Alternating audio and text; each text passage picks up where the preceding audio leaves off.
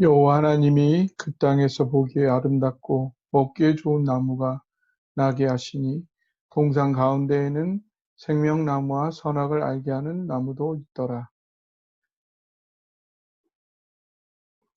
에덴 동산 중앙에 있는 생명나무와 선악을 알게 하는 나무는 현재 나의 마음과 삶의 중앙에 있는 하나님의 말씀, 하라는 말씀, 그 많은 말씀이라는 것을 몇 주 동안 나누어 왔습니다.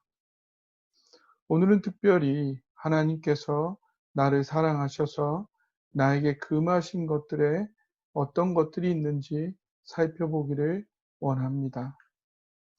제가 신학대학원 시절에 감명 깊게 보았던 서편제라는 영화가 있습니다. 그 영화에 보면 딸이 득음을 해서 영창이 되기를 간절히 원하던 아버지가 노래에만 집중하게 하기 위해 딸의 눈을 멀게 하는 약을 먹이는 장면이 나옵니다.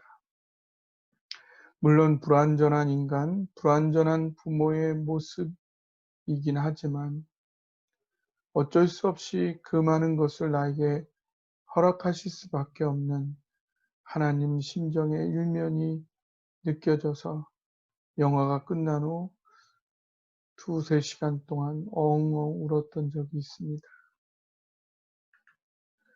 우리는 일의 결과를 중시하지만 하나님은 나라는 사람이 소중합니다. 우리는 겉모습들이 중요하지만 하나님은 나의 속사람이 중요합니다. 우리는 현재의 평안함을 선호하지만 하나님은 나의 영원한 행복을 더 소망하십니다. 우리 현재 소망, 추구하는 것과 하나님께서 나를 위해 바라보시는 것은 하늘의 땅보다 높은 가치 차이가 있을 수 있습니다. 오늘은 이해가 안 가지만 나를 향한 지극한 사랑 때문에 하나님께서 나에게 금하신 것들이 있습니다. 첫째, 인간의 존엄성을 담은 양심입니다. 조금만 비겁하면 인생이 즐겁다. 개그맨 전유성이 쓴 책이 있습니다. 고리타분한 양심, 도덕의식을 잠깐 외면할 때 얻어지는 실질적 유익을 휘하적으로 표현한 말입니다. 왜 하나님께서는 인간에게만 양심, 도덕의식이 있어서 본능대로만, 현실의 물질적 필요대로만 살 수 없게 하신 걸까요? 여기 시동을 걸고 5초 안에 시속 500km를 달릴 수 있는 성능 좋은 차가 있다고 해봐요. 그러면 승차한 사람의 안전을 위하여 이 차에게 가장 필요한 것이 무엇이겠습니까? 그것이 없다면 5초 안에 시속 500km를 달릴 수 있는 그 성능이 오히려 재앙이 될 수 있는 그것이 뭘까요? 그것은 그 차를 제어할 수 있는 브레이크입니다. 무한한 가능성을 가진 인간에게는 그 능력을 제어할 수 있는 제동장치가 반드시 필요합니다.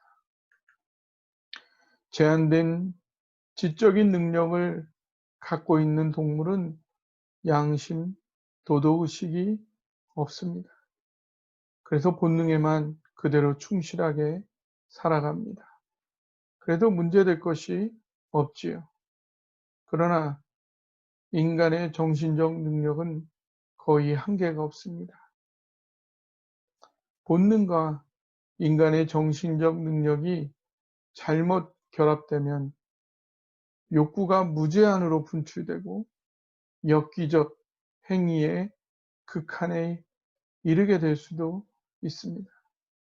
사자는 어떤 큰 동물도 물어 죽이는 힘이 있지만 배가 고플 때만 사냥을 하고 배가 부르면 절대로 쓸데없이 사냥을 하지 않습니다. 그러나 인간은 재미로 하루에도 수백 마리를 죽이며 사냥을 즐기기도 합니다.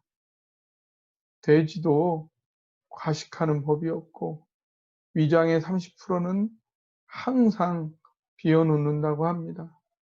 그러나 인간은 음식에 대한 기억들이 있어서 배가 부른데도 필요 이상의 과도한 식탐을 가지고 음식을 꾸역꾸역 집어넣어서 배탈이 나서 토할 때까지라도 먹는 그러한 식탐을 가지고 있습니다. 인간이 가진 무한한 상상력이 사랑이신 하나님을 향한 의미와 목적, 가치로 방향이 잡히면 위대한 선을 이루게 되지만 눈에 보이는 물질과 육체로만 방향이 잡히면 무한한 비정상, 이기심, 엽기, 악의 문이 열리게 됩니다. 인간의 무한한 정신세계가 눈에 보이는 물질과 육체에만 현혹되지 않도록 제어할 수 있는 그 제동장치가 인간의 존엄함에 대한 의식이고 그로부터 나오는 양심, 도덕 의식입니다. 둘째, 하나님의 사랑을 담은 금하신 말씀입니다. 다른 신을 섬기지 말라. 우상을 만들거나 섬기지 말라. 하나님의 이름을 망령되이 일컫지 마라. 안식일을 어기지 마라. 교회를 떠나지 마라. 믿지 않는 자와 멍에를 함께 매지 마라. 믿지 않는 사람들은 이해할 수 없지만 성경에 우리로 행하지 말라고 금하신 내용들이 있습니다. 때로 왜 그런 말씀을 하셨는지 바로 이해가 되지 않을 때도 있습니다.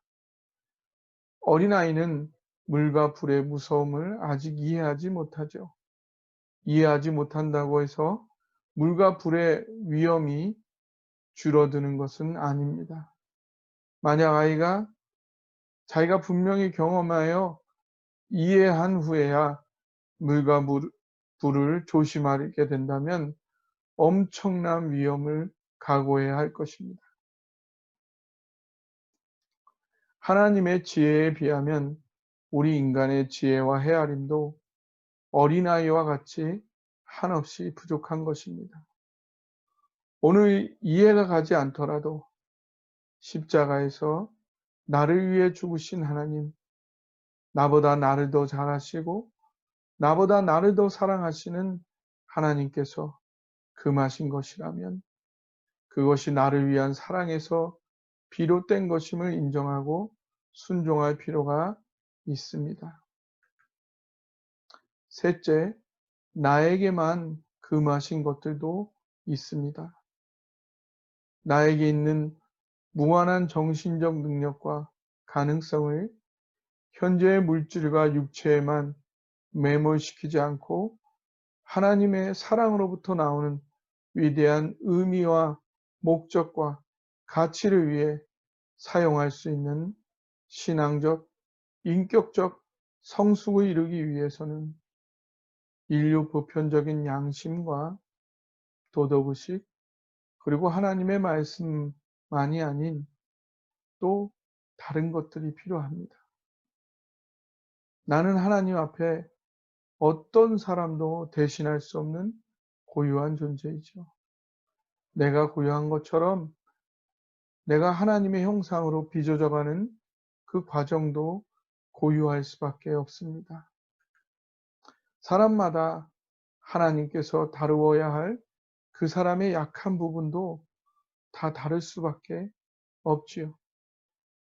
사람마다 돈에 약하기도 하고 명예에 더 약하기도 하고 권력과 이성에게 더 쉽게 유혹되기도 합니다. 각 사람마다 하나님께서 금해야 할 것이 다를 수밖에 없지요. 맹자도 하늘이 큰 일을 맡기려 할 때는 반드시 먼저 고난으로 그 사람을 당금질한다 하였습니다. 잠언 17장 3절에는 도가니는 은을, 풀무는 금을 연단하거니와 여호와는 마음을 연단하시느니라 증거합니다. 사무엘하 7장 14절에는 사람 막대기와 인생 채찍으로 하나님께서 우리를 성숙시키신다고 하였습니다. 이러한 하나님 사랑의 관점으로 보자면 내 인생의 가장 아픈 부분, 나에게만 허락되지 않았던 것들, 현재에도 나에게만 있는 인생의 아픔과 상처들마저 나를 하나님의 위대한 형상으로 빚어가기 위한 하나님 사랑의 손길이 되는 것입니다. 나의 인생에서, 그리고 오늘의 현실에서 나를 가장 아프게 하는 가시와 같은 고통들마저 하나님의 사랑에 의지하여 끌어안을 수 있다면 언젠가는 내 눈의 모든 눈물을 변화시켜서 희락이 되게 하실 하나님을 신뢰할 수 있다면 나는 오늘 생명나무와 선악을 알게 하는 나무가 중앙에 서 있는 에덴, 행복의 삶의 중앙에 서 있는 것입니다.